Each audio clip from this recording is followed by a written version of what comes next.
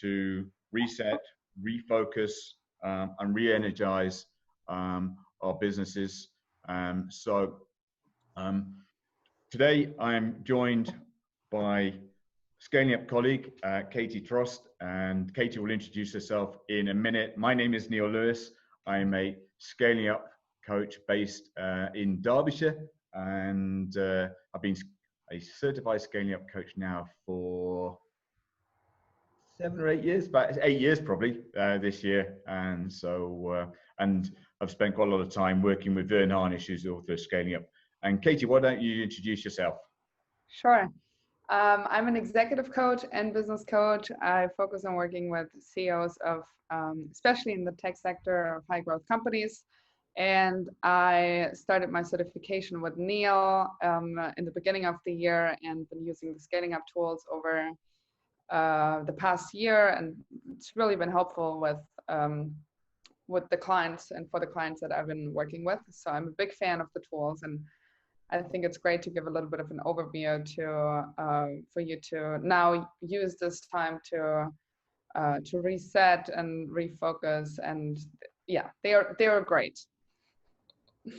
Excellent. So, Katie, I'm just going to leave this first bit over to you now. Just talk us through focus today's webinar and the whole benefit really of the Scaling Up tools.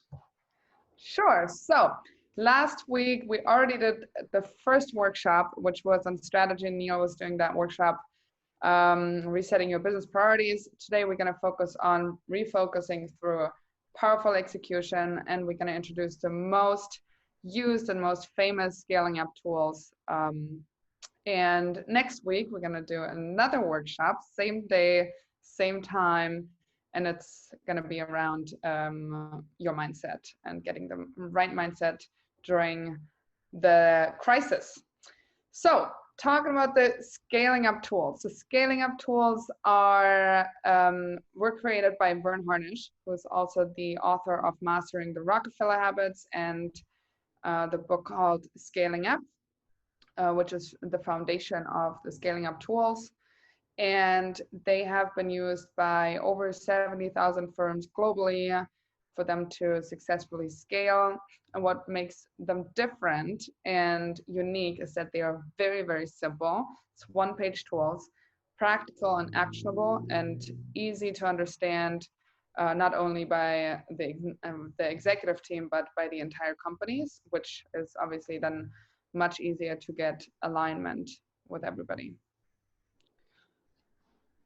So these are, on the left side, you can see the Scaling Up book, Mastering the Rockefeller Habits 2. Really good read. I highly recommend it. I read it probably 3 times, and all the tools are in there. And then on the right side, you can see the growth tools, which is the workbook that you can edit it actually. And I believe Neil is going to send it out to everybody after, or already has sent it out via email. So while we go through the tools today, you can just have a look there, and you maybe can already start filling out some of them for what applies to you. Great. So this is the Scaling Up Gazelle's company, which the Scaling Up coaches and the Scaling Up book is a part of, and it's really a resource and a network of business education and best practices and people connecting with each other. We have summits, there is all kinds of online events, and it's supposed to be the foundation for leaders of high growth companies. Okay, so the Scaling Up tools and the Scaling Up methodology is based on the 4 pillars of people, strategy, execution, and cash. So all of the Scaling Up tools are within one of those categories, which are the 4 main decisions every business has to get right in order to scale successfully: people's happiness, revenue growth, profit, time, and obviously cash as the oxygen and enabler of more options how to scale. So Today's topic is obviously execution. And the question is that you can ask yourself actually, if all the processes are running without drama and if they are driving industry leading profitability. If that's not the case, then there are execution issues. Scott Farquhar, the co-founder of Atlassian in Australia, he implemented scaling up tools as well. And he says that scaling up a significant business requires precisely the kind of discipline and focus, detailed and burns practical and how-to driven book. Okay, so oftentimes we hear the phrase strategic planning, and in scaling up, we separate the two terms into the strategic thinking, the more macro level. You will see it later on in the one-page strategic plan. And then the execution planning of how we're going to execute the strategy. And it's really about reverse engineering your long-term BHAG. BHAG means big, hairy, audacious goal. It's trademarked by Jim Collins, the author of Good to Great. And where are we going in the long term? What's the core of the company? What's our purpose? What are the values? What's our 10-year vision? And is it communicated? Does everybody know where the company is headed? Then establishing the 3HAG, meaning the 3 to 5 year goals or objectives, and reverse engineering that to annual priorities and quarterly priorities. So really taking the bigger vision and the bigger who and why and what, and reverse engineering it down to the week. And we're not going to go through this today, but to the individual really, and then setting OKRs and weekly action items for each individual. Okay, what you can see here is the one-page strategic plan. On the left side, when you look at the purpose, the core values and beliefs, and down below to the strength, weaknesses, and trends, that forms a C, and that is the core of the business. So that's something that's very important to know about your company, obviously. And in the third column, you can see the 3 to 5 year targets, the key thrust capabilities, brand promise KPIs, brand promises, the BHAG, the 10-year long-term vision, and profit per X. And this is the strategic part of the one-page strategic plan. Then on top, you can see people process KPIs.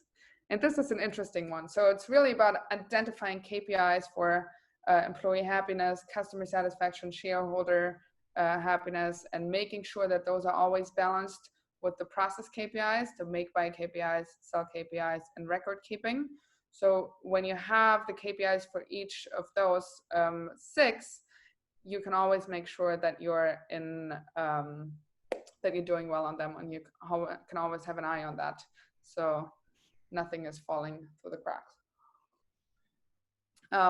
Yeah, wait, so we have to go back really quickly because I didn't go to the execution part. So the execution part, the most important part, what we're going to talk about today, is taking that left side of the strategic plan, and we're going to look at how we execute it. So what's our 1 year numbers, 1 year priorities, and then quarterly actions, making it fun, making a theme out of it, and creating a scoreboard and making progress visible, as well as identifying the KPIs for each individual. On the right hand, you can see your accountability. So the whole point is to get it on one page, to get everybody on one page, literally, and to make things simple and understandable and easy to execute. Great. Okay, so here is the second most used, I would say, most famous tool of the Rockefeller habits, which is scaling up tools, which are the Rockefeller habits. So this is a checklist of 10 habits that Vern wrote down in order to make execution most efficient. So there's a lot of businesses when we start working with them and we look at the Rockefeller habit checklist and they maybe tick 3-4 boxes, if even. They're like, how come we're running a business and none of these apply? And it is possible to run a business without any of these being true for your business, but you're just leaving a lot of time and money on the table. So by looking at all of these Rockefeller habits, it's a really good guide to just see it, okay, where can we optimize? Where can we be better? So I'm not going to go through the sub points, but just the 10 Rockefeller habits are the healthy and aligned executive team, everyone being aligned with the number one thing that needs to be accomplished this quarter to move the company forward. There is a communication rhythm, and so information moves through the organization quickly. So having just having a good communication and meeting rhythm. The fourth one is that every facet of the organization has a person assigned without accountability. The fifth one is ongoing employee input is collected to identify obstacles and opportunities. The sixth one is reporting and analysis of customer feedback data is as frequent and accurate as financial data. The seventh is core values and purpose don't only exist, but they are alive in the organization. So people know what they are and they live them, creating a culture, personality of the business. The eighth is employees can articulate the following key components of the company's strategy accurately, and that's the long-term vision, who's the core customer, what are our brand promises, what do we guarantee the customer, and the elevator pitch. So very quickly for them to be able to simply state what your company does.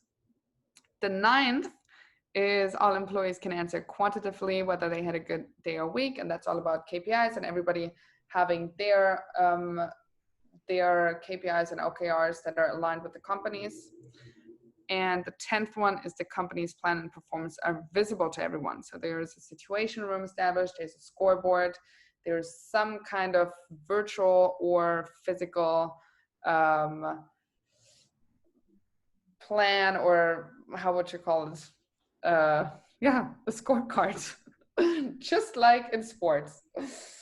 Okay, so Brian Tracy said every minute you spend planning saves 10 minutes in execution, giving you 1,000% return on energy. So strategic thinking is super important, and Vern also recommends to have a strategic council with your leadership team. It doesn't have to be everybody on the leadership team, but to have an hour every week to sit down and not think of what's going on right now in our company and what's the daily firefighting we're doing, but thinking more long-term and more strategic. And there's also a great book called Outthinking the Competition, Creating Competitive Advantage, and just being more strategic and proactive instead of reactive. So good quote right there. Okay, a good plan violently executed now is better than the perfect plan executed next week.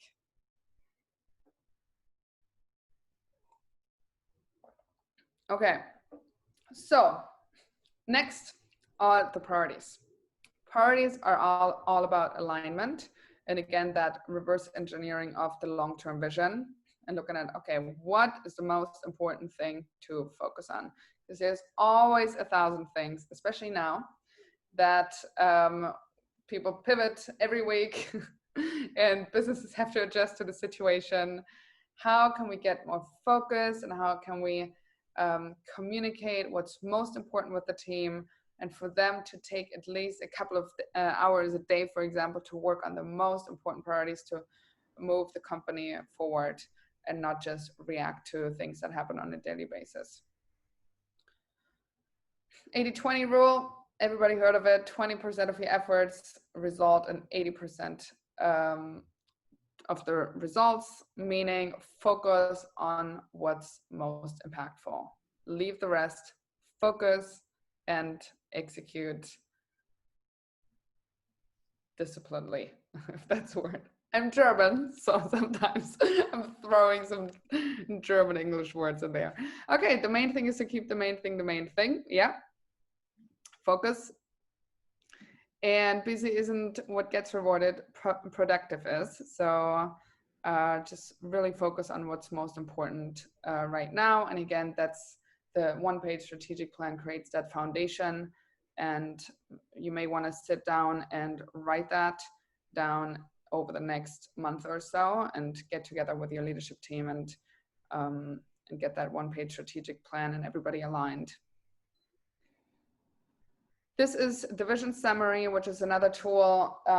It's a more simplified version of the one-page strategic plan and used either by companies that have less than 50 employees. Again, you can see the core values, purpose, brand promises, the BHAG, the long-term vision, and then 3 one-year and quarterly priorities. And every employee can have one of these filled out just to have alignment. Again, they know what the company is all about. They know where the company is headed. And then on the lower part, it's their name and their KPIs. What is their quarterly priorities and their KPIs? So this one, really helpful to have everybody in the organization fill this out, not only the leadership team, but also middle management. So this is one that we prepared earlier, and we've got Michael joining us again from Stilo, and he's been using this with his team. So I might just take you off mute in a second, Michael, just to sort of talk about one, the OPSP, the one-page plan, and how you have that up on the wall. But how do you go about using? I think this was one of your colleagues, Hubert's. Won't stay on that too much. Give all the sort of the focus away. But how have you gone about using both the one-page strategic plan and the vision summary in helping you get both alignment, but also making sure that you bring accountability to your organization? Hello, everyone. Well, obviously, the one-page strategic plan allows to have a crystal clear vision of where we're all heading. So that is very, very important. And also the core values, which I talked about last week, how important it is to have them defined and also live and breathe them every single day. So then based on our long-term version, we can then easily break it down to individual accountabilities for each employee. But then we've introduced a KPI, which we call the X points, which is the best KPI ever. Not because I invented it. It's just that it gets rid of the need to read financial reports, and it is a very strict financial KPI, but the problem is that with financial reports, they are lagging. So like today is the middle of July, we might be getting our P&Ls and balance sheets and cash flow statements for June, and they won't be very accurate because it's all down to how accurate the bookkeeper is and also whether the information that is put there is available. So that's why with our X points, it is technically it's called contribution margin.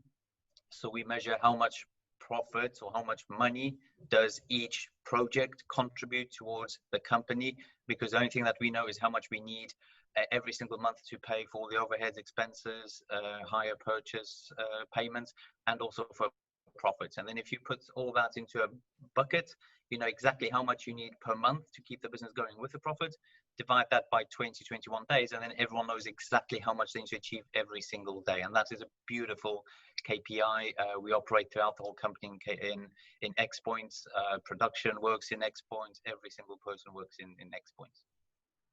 Yeah, it's a really neat one. I think it's the first time I'd ever really heard of X points when you introduced me to it. And you can see even here that we've got the X points as where you would have your critical numbers. So we don't just talk about having key performance indicators, but really getting clear about what are those critical numbers, maybe one or two numbers that everybody gets, for want of a better word, laser-like focused on.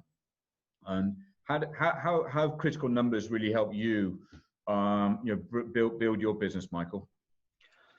Well, I introduced the X-Points, the critical number, back in probably 2013, and it allowed us to grow from probably 8 people up to 40 now.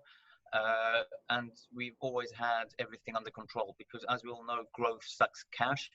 So you have to be very careful with managing cash. And when you have this kind of measure, and this is a live measure because it's each time even an estimator provides a quote, it already shows how much X points this project will contribute.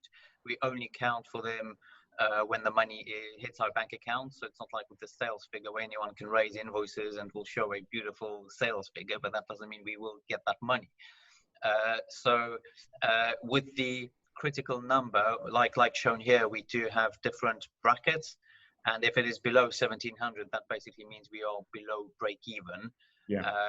And just to explain very briefly, if you multiply that by 100, that is roughly how many pounds we need to keep the company going, regardless of what the turnover is. So 1700 points means that we'll get 170,000 pounds hitting our bank account, excluding material cost and subcontractors cost.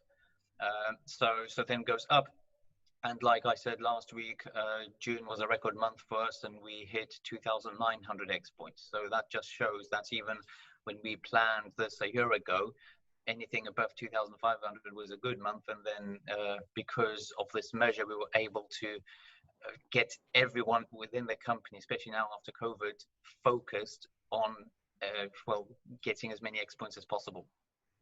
Yeah, and just to explain to everyone on the webinar today, I'm going to pick up on it in a second, and Katie's already alluded to it.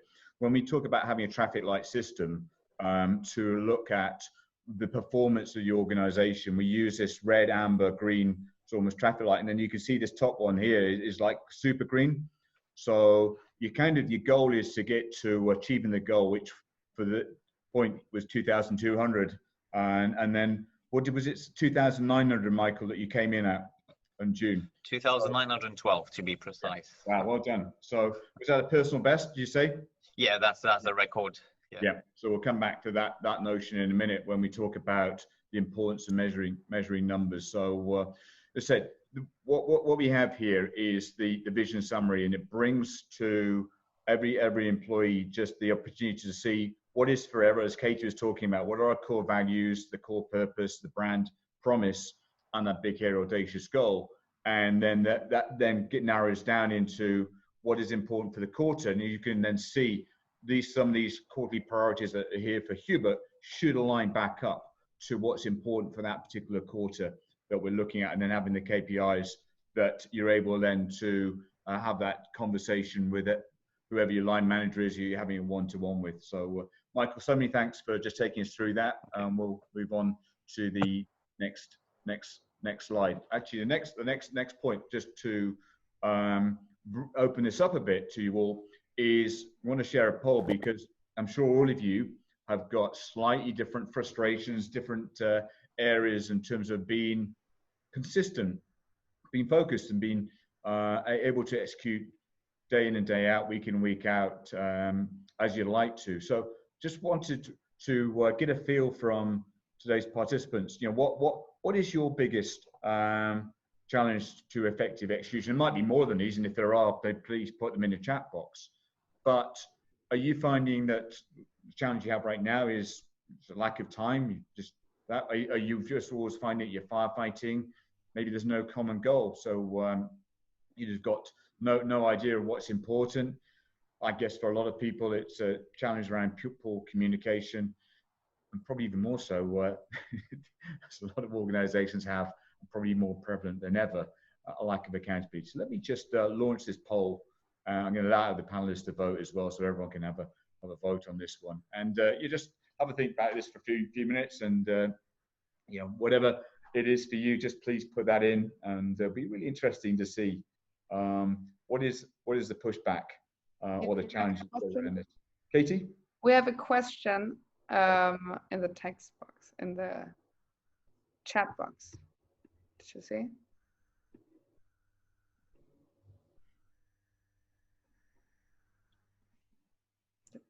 Can you hear me? I can, yes. Yeah. So we have a question. Do you want to answer the question, or do you want me to answer the question? You can answer it just while we've got the just a few more seconds, just as everyone's answering. So the targets criteria, usually the first time it's set up, it can take quite a while. I did it with a few companies and during the COVID time, and it was we just sat down for probably in total maybe 10 hours to finish the one-page strategic plan. And then there's quarterly planning sessions. So every quarter that's going to be revisited. Sometimes every couple of months. It just depends on how fast the company growth. So every 2 to 3 months. Thanks very much. And so, lack of accountability seems to be the biggest challenge that participants have reflected on today. So let me just share those results with everybody. Can everyone hopefully can see this okay right now? For you, lack of time, firefighting, common goal, poor communication, and lack of accountability. So Katie, why do you think lack of accountability is such a challenge right now for business owners? I mean, because we're all working online, that's probably a big part of it. I find communication and accountability in a way very much connected, because the moment we're very much in communication with our team, there's obviously not a lot of space for them to, or room for them to just show up with zero progress. So the more communication, the better, and the more clarity on obviously what's expected. Yeah, I think it's a really tough one, as you rightly say, because if you are working in remote teams, it probably brings about a requirement for a different skill set.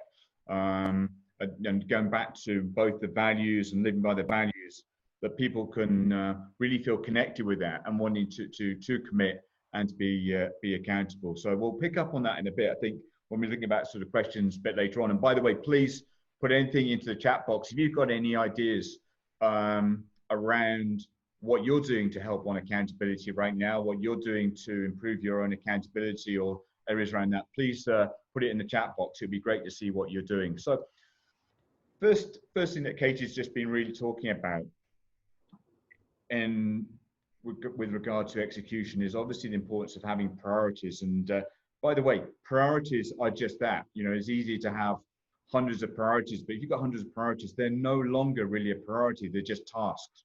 So what you're looking for is to be able to really distill down what is really important right now, and having that rigorous debate with the team to negotiate what are the 4 or 5 critical tasks, critical things that need to be done, and they become the priority. And if you want to as well, maybe have the first of those priorities is the first of 5. So getting into that. So we have our priorities. And then secondly, we look at the importance of data and metrics, the importance of data and metrics, and being able to see how are we progressing, how are we moving forward. This time last year, when we were able to travel, I was over in the US. This is Atlanta. And you go to a baseball game and you can see all the statistics about that particular game, the 2 teams, who's winning, who's losing. You get all the averages, all of the different players.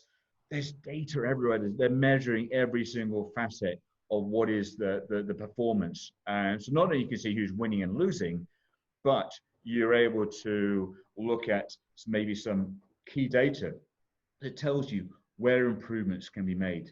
Actually, interesting, right now I'm reading a book called Moneyball. So some of you might have seen the film Moneyball, inspired by someone who came in and said, actually, there's a better way of getting performance out of a baseball team. And they didn't have a huge amount of money, the Oakland Athletics, but what they had up their sleeve was data. They actually employed someone, a Harvard mathematician, to start combing through the numbers. And they were able to figure out through averages and whatever that they could get a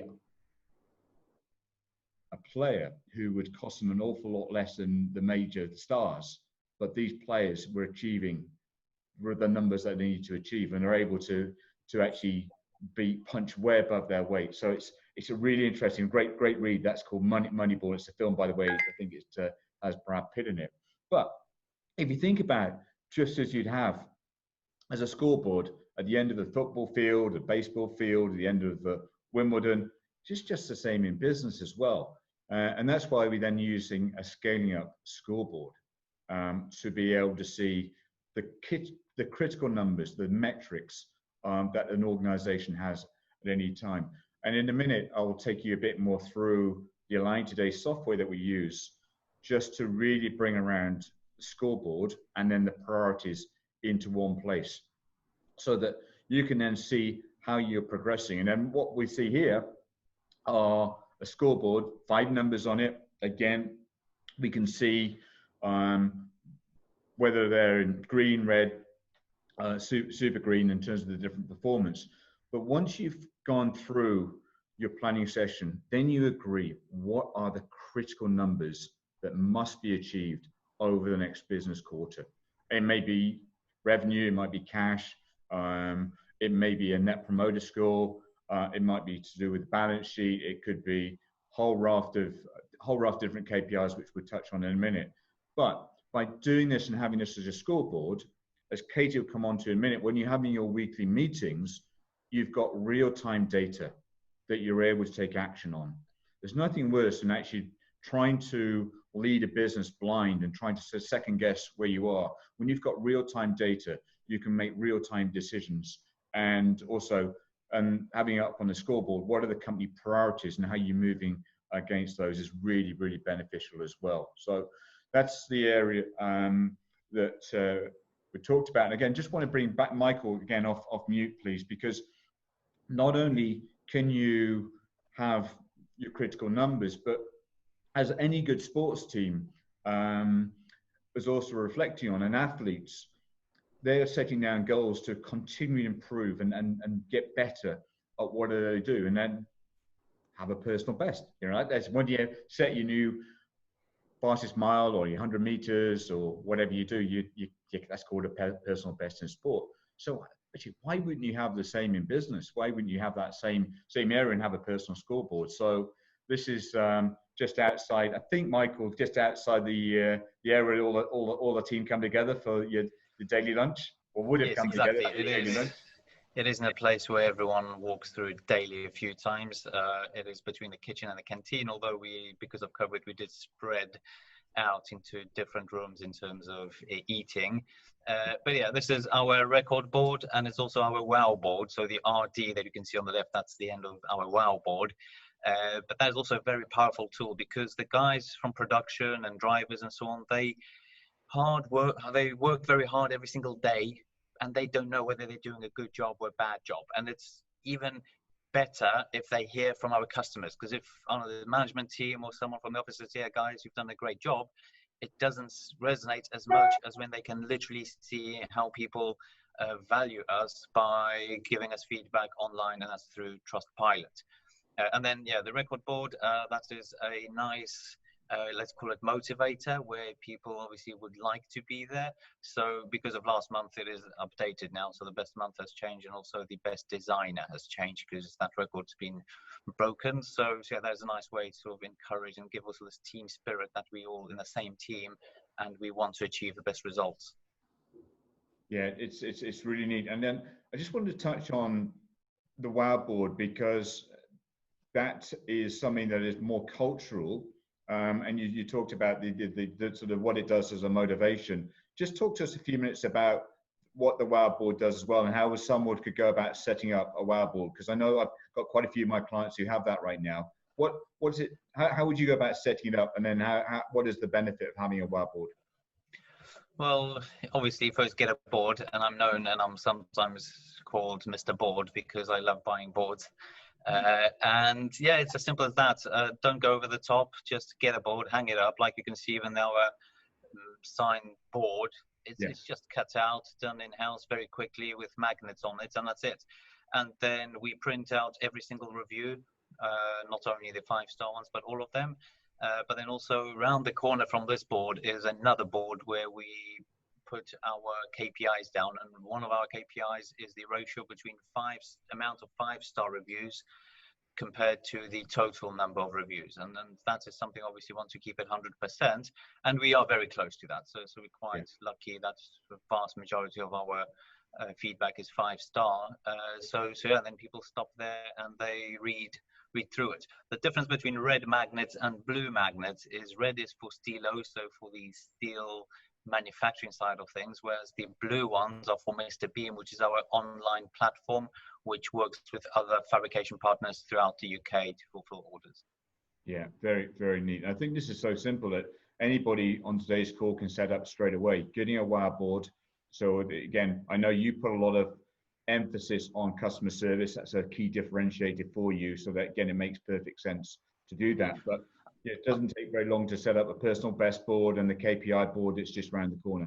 Yeah, and then also add with the reviews, it's a good idea to have one place, and for us it's the left side of the board for fresh reviews, and we update that every month. So then the old ones go to the right-hand side, and we put fresh ones, because otherwise it gets confused because no one knows which ones are new and which ones been there for some time. And then obviously the old ones, they get taken down, so there's enough space for the new ones coming in. Yeah, and I think the final point on this is it gives another opportunity for celebrations. When you break a new personal best, like the 2,900, which is significant PB, I would imagine, an opportunity to say well done to the team, thank them, reward and everything like that. And that, again, it's probably now more than ever, is having this sort of mechanism to be able to celebrate. What did you do when you got these new personal bests? Obviously, we did celebrate in our yard. Pubs were still closed.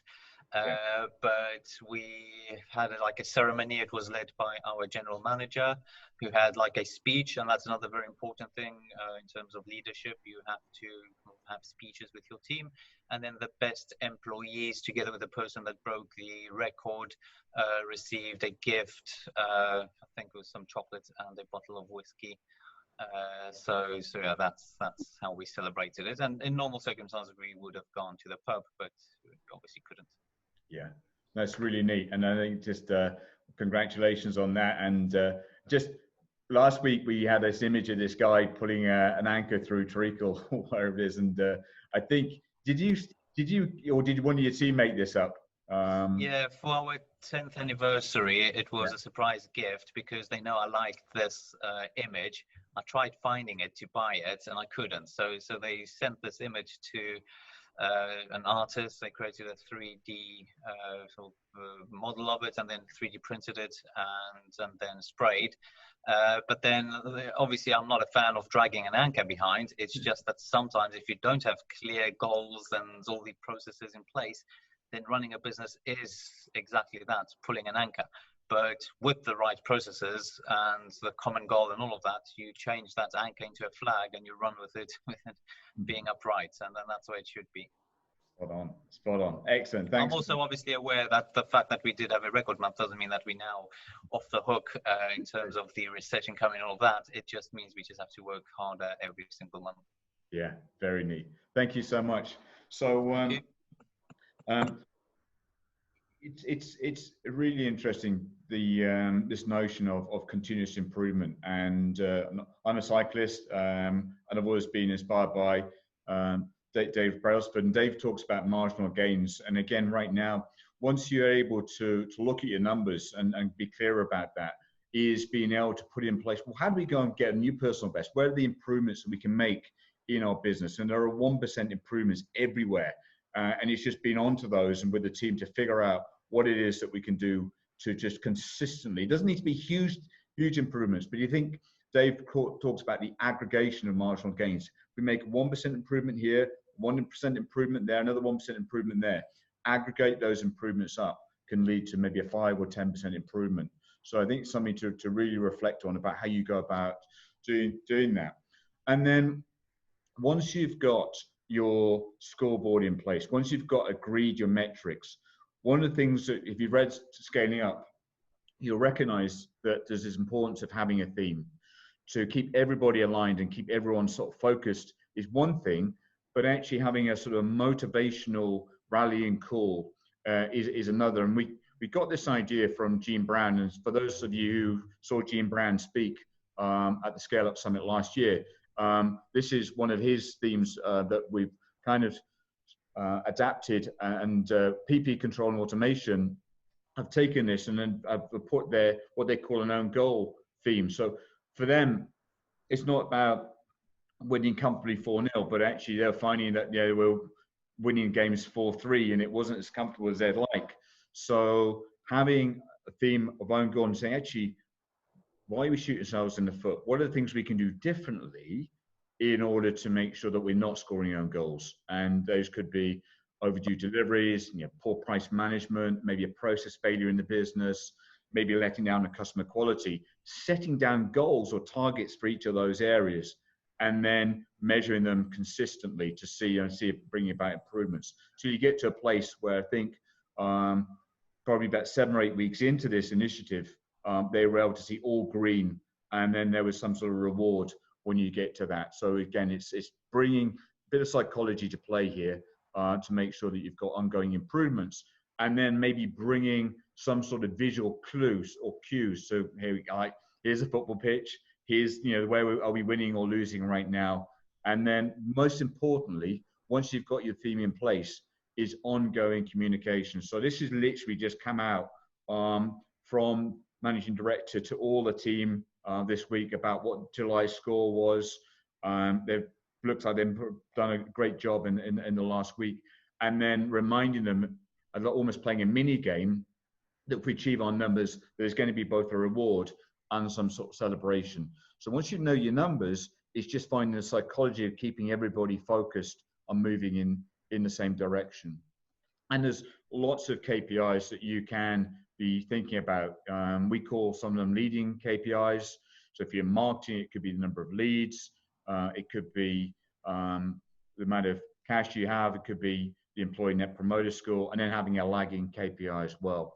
If you need some help on getting clear on KPIs, please just drop us a line. This is what we do day in and day out, helping you to get clear about what's really important across these different areas. So those are some examples of KPIs. And I just mentioned a whole area there. And again, Michael also talked about the importance of customer service.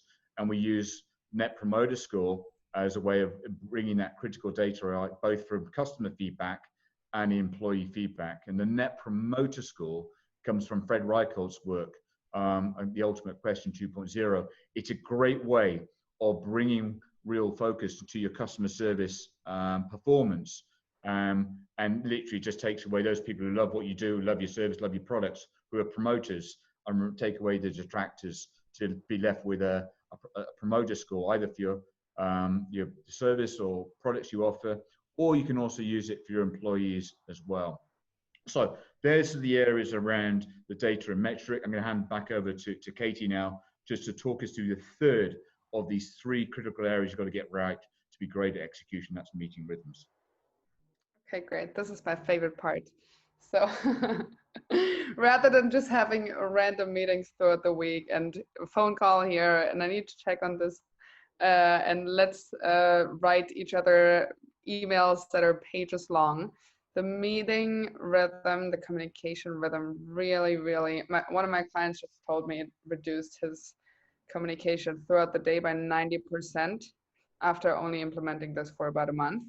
So he's able to manage the entire company within a day and a half, all day Monday, and then half day on Friday. And in between, he has time to work on the business, build big relationships. And that's just one of the people I work with. So big fan of the meeting rhythms to really have your, what's it called, thumb on the pulse, finger on the pulse, with all the big macro goals and the execution planning, and then bringing it to the individual. So the meeting rhythm is obviously a routine, and routines sets you free, as Vern Harnish says.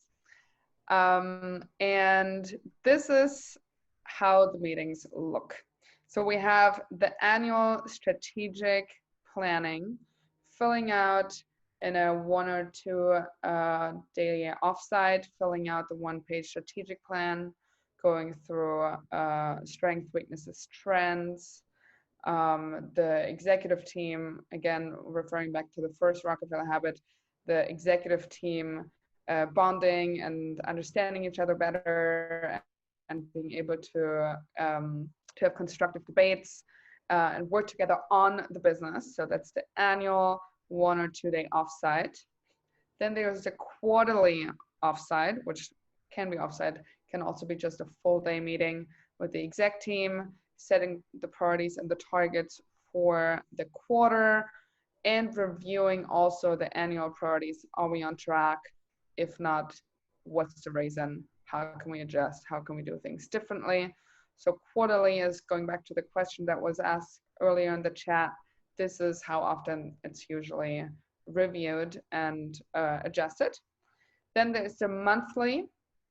The monthly meeting can be with the entire company, actually, and that is a day of learning and collectively solving issues and attacking problems and finding solutions for them collectively. This is also wonderful to communicate what has been happening over the last 30 days in the C-suite and communicating it to the rest of the company.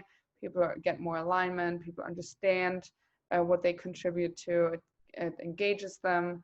So the monthly company-wide meeting, highly recommended. Then the bi-weekly. Bi-weekly, I do with some of my clients, I do it weekly, have the one-on-ones. So every manager has a one-on-one with their direct reports. And that means that their OKRs, objectives and key results, or weekly or bi-weekly action items are reviewed. Are they on track? Again, reviewing the scorecards in the Align software, for example, and also giving feedback. So that's really important about, okay, looking at, first off, employee feedback. What do you think us as a company, what we should stop doing, start doing, and keep doing? And then the direct report also giving the feedback to the manager about his or her management style. What do you think I liked as a manager this week? And what do you think I can do differently and better? Going back to this idea of continuous improvement and just really being in conversation all the time and creating this dynamic of being open in conversation and giving feedback, constructive feedback especially. Then there is the weekly team meeting, meaning the CEO has it obviously with the exec team, and then every executive has it with their team, and then if there is, depending on how many layers of managers there are, everybody's going to have it with their team every week, looking at the weekly KPIs and the OKRs, objectives and key results, looking at customer feedback, employee feedback, and then having time to tackle bigger issues and solve them collectively. And then again, sitting down in the end and doing the who, what, when rundown, just summarizing, this is what we're going to accomplish until next week. Coming back to the accountability problem, everybody knows exactly what has to be accomplished. And also they will have to share the week after if it has been accomplished. If not, no. And then there is a daily huddle. So the daily huddle, sometimes I get pushback for the daily huddle, because how can we sit down every day 15 minutes in the morning and take that time out of our day to synchronize and to get everybody on the same page? That's just a completely unnecessary meeting. But the daily huddle actually is what saves you most of the time. It's really brings up everything that's important for the day, and people share very quickly about what's happening, what holds them back, what's going on in the next 24 hours. And it saves you so much communication back and forth throughout the day. It's insane. But I think on the next slide, we can see the agenda. No, if you go one back, so on the here you just see the daily huddle, weekly, monthly, and quarterly and planning. So it goes from micro to macro in this case. Okay, so the daily huddle, if you take anything away from this webinar, I would highly recommend to implement this daily huddle. So just in the morning to sit down for 10 to 15 minutes and have all your direct reports in the daily huddle. And for example, the CEO would have it with their executive team, and then let's say the daily huddle is at 9 a.m. from 9 to 9:15, and then they go and have it from 9:20 to 9:30 or 9:35 with their team. What we do recommend though is to start at kind of an odd time. So let's say 9:03 or 9:06, because it's more likely that people are on time if it's an odd time. And yeah, so every day, not the day when there's the team meeting. So if Monday is the weekly team meeting, for example, 60 to 90 minutes, you don't have to have daily huddle. Who runs the meeting? Usually somebody who's structured and keeps an eye on time. Always make sure to start and end the meeting on time, and to be very specific about what's being shared. So why people think the daily huddle may or may not be effective is because people just share generalities. It's like, yeah, today I'm going to finish up this project. But the real value is when people are very specific about what's up, what am I going to do, who is going to be involved, what are the names of the people, which part of town do I have to go to have a meeting. To be very, very specific, so everybody knows what's going on in each other's day, usually in a team of, let's say, 5 to 10 people, and they know even when to contact the person, when they're going to be in a meeting. Oh, but I thought this person is not with this company anymore. And information is being shared in this daily huddle in bite-sized bits, which is very valuable. So on the agenda, what's up, being very specific, names, locations, and so on and so forth, and times. Then the second is, what are the daily metrics? So how do we know this day was successful for me? So everybody has their daily KPIs. By the end of the day, I will have accomplished X, Y, Z. And where are you stuck? And this is an important one because many people say, oh, I'm not stuck anywhere. So, okay, either you're not pushing hard enough, or you're leaving information out. So people usually are stuck every day or every other day at least. This is an example of a daily huddle. Standing up very quickly, efficient, no longer than 15 minutes. I think Neil saw this somewhere on the London subway last year. Huddle happy. Quick huddle. Now, obviously, it's over Zoom. The weekly meeting. The weekly meeting is 60 to 90 minutes, and it's about reviewing quarterly priorities, collaboratively solving issues, sharing customer and team feedback. And again, that may then go into a weekly or even a weekly action step, or even a quarterly objective, if you can see patterns about, okay, what are the big things that come up over and over again, and the feedback from customers or the team. And then in the end, there's the WWW accountability listener. Accountability, sheet. Okay, sorry, I'm talking about the roles here. So the meeting moderator fills out the WWW accountability sheet, is a good listener, and a timekeeper. Yeah, on the right side, you can see possible agenda. So opening with the theme, reading through the purpose and values, just bringing up the BHAG again, the long-term vision, looking at key metric updates, priorities, and so on and so forth, and then using this time to discuss and brainstorm a specific 1 or 2 issues, and then just closing what's up for the next 7 days. Here a sample meeting schedule, monthly, weekly, daily.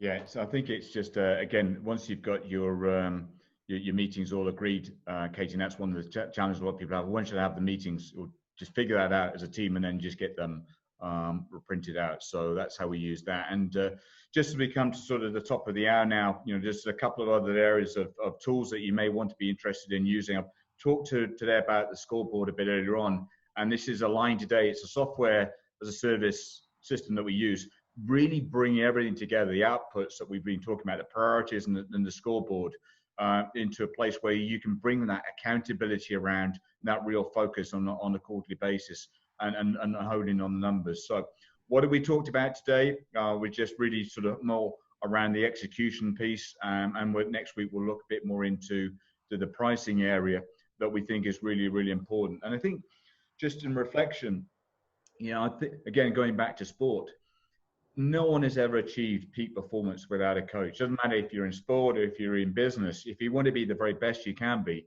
it makes sense to get a coach. I know a lot of folk on the call today are clients and you've already got a coach. But those of you who haven't, really think about what it is that you need in order to take you to a place where you can be the very best you can be, that you can implement all the tools that we've been talking about today. And we'll talk about this a bit more next week, but for those of you just said, actually, we could do with the help right now, we've got a number of programs we'll pull out. We'll put more details on this with the recording. One is sort of a Survive, Adapt and Thrive program that we've introduced, again, highly affordable. And then we're also looking to introduce some roundtables and some industry-specific roundtables. In fact, I said Michael's on the call earlier. I think one of the areas we're definitely going to look at is bringing together a roundtable specifically for the manufacturing sector. So if that's something you might be interested in, you're in manufacturing and you think, actually, that's going to really help implement the tools we've been talking about today, that's something that, again, just drop us a line and we'd love to hear from you. And finally, thanks ever so much again for taking part and joining us today. Focus has been around execution. Next week, we move to the importance of having the right mindset. It's so tough right now to have the resilience and the wherewithal to keep, and the energy to keep yourself moving forward. But we want to give you some practical tools so that you can be the very best that you can be consistently, have the right amount of energy to be able to take your organization forward and to be able to keep moving forward with momentum. So many thanks, Katie, for joining us and doing such a stellar job. I know it's your first time you've run a webinar today. Brilliant job. Well done on that. Great to see. Thank you, Michael, again for joining us and for your wisdom and for all that, just helping bring these things alive. It's one thing talking about it, but it's great to see you a practitioner of doing that. So we're top of the hour now. Thank you so much for joining us. We will be editing this recording in the next couple of days and sending that to everybody. And we look forward to seeing you again next week. So thank you again and have a great week.